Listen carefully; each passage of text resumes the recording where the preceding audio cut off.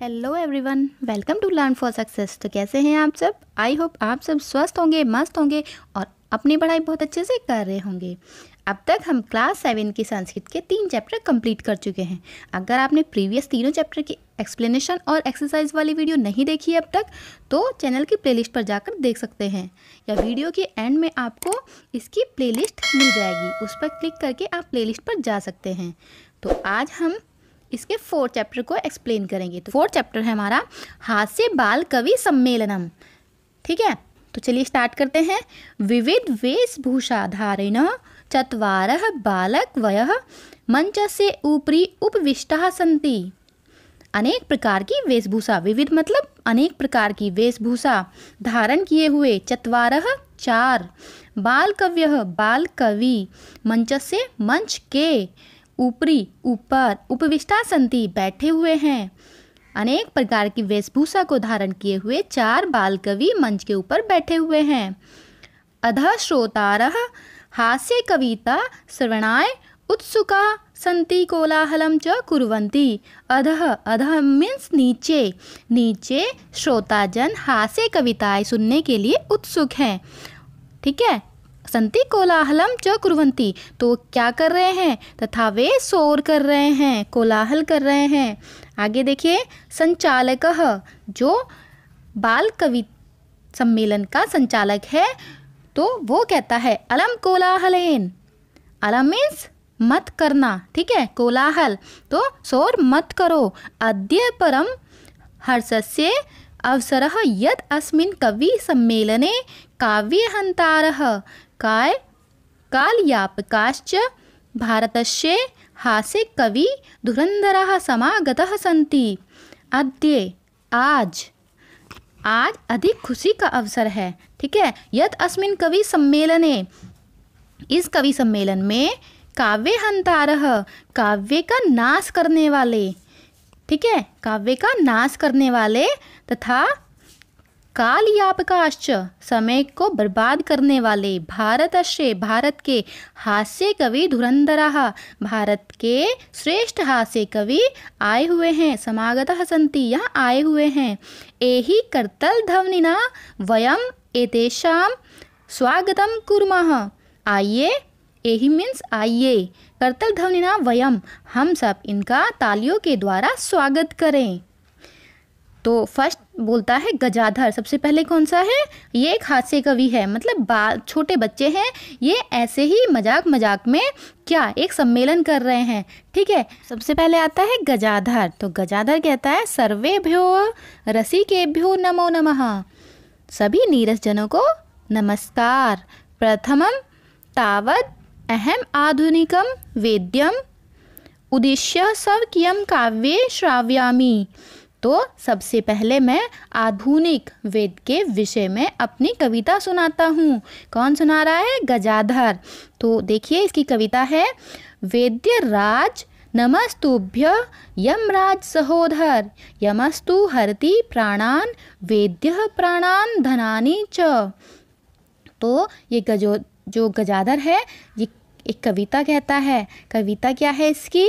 कि हे वेदराज, हे वैद्यराज, नमस्तुभ्यम यमराज सहोदर, हे यमराज के सगे भाई, तुम्हें मेरा नमस्कार है। अब ये वैद्य को यमराज का सगा भाई क्यों बोल रहा है? उसका भाई क्यों कहता है ये से? देखिए आगे, यमस्तु हरति प्राणान, जो यमराज होता है वो तो केवल प्राणों को हरता है, ठीक है, मतलब प्राण ही ले जाता है। वेद्य प्राणान धनानि च, लेकिन जो वेद्य होता है वो प्राण और धन दोनों का हरण करता है। जो यमराज होता है वो केवल प्राण ले जाता है, लेकिन जो वेद्य होते हैं, डॉक्टर होते हैं, वो क्या प्राण और धन दोनों का ही हरण कर लेते हैं, दोनों ही ले लेते हैं। सर्वे उच्चे हसंती, सभी जोर से हंसते हैं। तो फिर नंबर आता है कालांतक का। तो सेकंड कवि कौन है? बाल कवि कालांतक। तो कालांतक कहता है अरे वेद्यास्तु सर्वत्र परंतु न ते मादृशः कुशलः जनसंख्या निवारणे है। तो वो कहता है अरे वेद्यास्तु सर्वत्र, वेद्य तो सब जगह है, परंतु न तो मादृशा कुशलः जनसंख्या निवारणे है, परंतु जनसंख्या को कम करने में मेरे जैसे कुशल नहीं है। ठीक है, मेरे जैसे कुशल नहीं है। ममापी, ममापि काव्यम इदम शृण्वन्तु भवन्तः।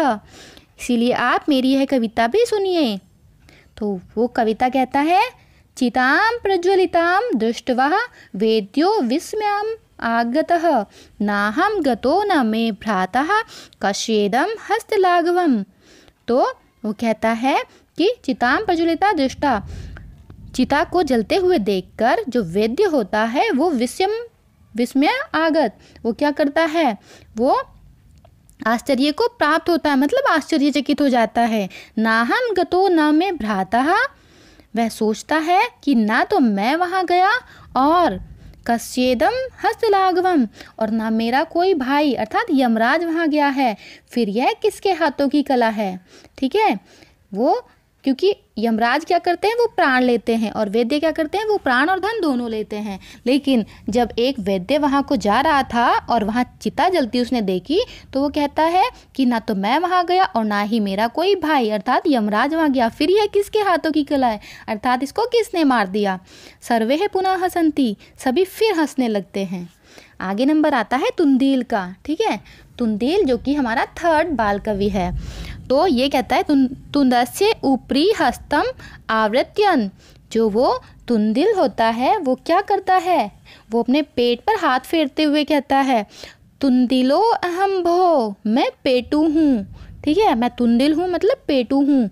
ममापि इदम काव्यम श्रुत्याम जीवने धार्यताम च, मेरी भी यह कविता सुनिए और जीवन में अपनाइए। ठीक है, जीवन में धारण कीजिए या अपनाइए। तो उसकी कविता सुनिए फिर क्या थी। उसकी कविता थी कि परान्नम प्राप्य दुर्बुद्धे माँ शरीरे दयाम कुरु, परान्नम दुर्लभम लोके शरीराणि पुनः पुनः। वो कहता है कि हे मूर्ख, पराय अन्न को प्राप्त करके, ठीक है, परान्नम प्राप्य दुर्बुद्धे, प्राप्त करके किसे, पराय अन्न को, माँ शरीरे दयाम कुरु, अपने शरीर पर दया मत करो, परान्नम दुर्लभम लोके, तो अपने शरीर पर दया मत करो क्योंकि इस संसार में पराया अन्न दुर्लभ है, शरीराणि पुनः पुनः, और ये शरीर तो बार बार मिलते रहते हैं। ठीक है, पराया अन्न अगर मिलता है तो उसको प्राप्त कर लेना चाहिए, पराये अन्न पर कभी दया मत करो, यानी कि हमें बहुत ज़्यादा खाना चाहिए, है ना। पराया अन्न जो मिलेगा वो ज़रूरत से ज़्यादा खा लो, क्योंकि क्या करना है, अपने शरीर पर बिल्कुल भी दया मत करो, क्योंकि पराया अन्न मिलना बहुत ही ज़्यादा दुर्लभ है, शरीर तो हमें बार बार मिल जाते हैं। तो जब तुंदिल ये कहता है तो फिर क्या होता है, सर्वे पुनः अट्टाहसम कुर्वन्ति, वे सभी बहुत ज़ोर ज़ोर से हंसने लगते हैं। तो लास्ट में आता है फिर चारवाक। ठीक है, चारवाक आता है, वो कहता है आम आम, आम का मतलब होता है हाँ। ठीक है, तो हाँ हाँ, शरीरस्य पोषणम सर्वथा उचितमेव, तो वो कहता है शरीर का पोषण सभी प्रकार से उचित ही है। यदि धनम नास्ति, यदि धन नहीं है, तदा ऋणम कृत्वापि पौष्टिकः पदार्थ एव भोक्तवः, तो वो कहता है कि यदि कि हमारे पास धन नहीं है तो हमें क्या करना चाहिए, तो हमें ऋण लेकर भी पौष्टिक पदार्थों का भोग ही करना चाहिए। तथा कथयति चारवाक कवि ही, और चारवाक कवि कहते हैं, फिर चारवाक कहता है कि यावत् जीवेत, ठीक है, यावत् जीवेत सुखम जीवेत ऋणम कृत्वा घृतम पिबेत, मतलब है कि जब तक जिए सुख से जिए, चाहे ऋण लेकर घी पिए। ठीक है, मतलब जब तक जिए सुख से ही जिए, चाहे ऋण अर्थात कर्जा लेकर ही घी पिए, लेकिन घी पी लेना चाहिए। ठीक है, तो श्रोतारः, जो श्रोतागण थे उनमें से एक कहता है तरहि ऋणस्य प्रियतर्पण कथम, तो वो कहता है तो कर्ज को कैसे लौटाया जाएगा फिर। तो चारवाक कहता है श्रूयताम मम अवशिष्टम काव्यम, मेरी शेष बची हुई कविता भी तो सुनिए। फिर वो कहता है घृतम पीबता,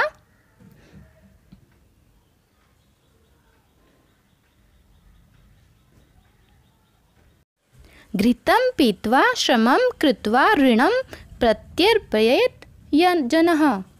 ठीक है, तो क्या करना है फिर कि घी पीकर परिश्रम करके लोगों का कर्ज उतार दे। पहले क्या करें, पहले अच्छा जिए, है ना, जब तक जिए सुख से जिए, और ऋण लेकर घी पिए। बाद में क्या करना है, घी पीकर फिर क्या करना है, घी पिए, परिश्रम करें और फिर लोगों का कर्ज उतार दें। ठीक है, तो वो ये कहता है।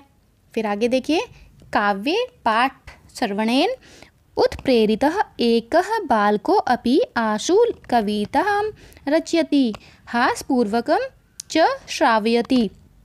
वहाँ बैठा हुआ एक बच्चा था, एक छोटा बच्चा वहाँ बैठा हुआ था। वो क्या करता है, काव्य पाठ के सुनने से प्रेरित होकर एक बालक भी आशु कविता की रचना करता है और हंसी के साथ सुनाता है। क्या सुनाता है, देखिए, बालक कहता है, श्रूयताम श्रूयताम भो ममापि काव्यम। वो कहता है कि आप मेरी भी कविता सुनिए, मेरी कविता भी सुनिए। ठीक है, गजाधरम कविम चेव तुंदिलम भोज्य लोलुपम कालांतकम तथा वेद्यम चार्वाकम च नमामह्यम। तो वो कविता क्या कहता है, उसकी कविता होती है कि मैं गजाधर कवि, गजाधरम कविम चेव तुंदिल, मैं गजाधर कवि पेटू और खाने का लोभी यमराज को, कालांतक मतलब यमराज को, वेद्यम वेद्य को और चार्वाक को नमामयम, चार्वाक को प्रणाम करता हूँ। काव्यम श्राव्यता हा हा हा इति कृत्वा हस्ति, काव्य को सुनाकर हा हा हा करके बालक हंसता है। अन्ये चापि हसन्ति, और दूसरे भी हंसते हैं। सर्वे गृहं गच्छन्ति, और बाहर निकलकर सभी अपने अपने घर को जाते हैं। तो ये थी हमारी कहानी। आगे देखिए, इसके शब्दार्थ देख लेते हैं।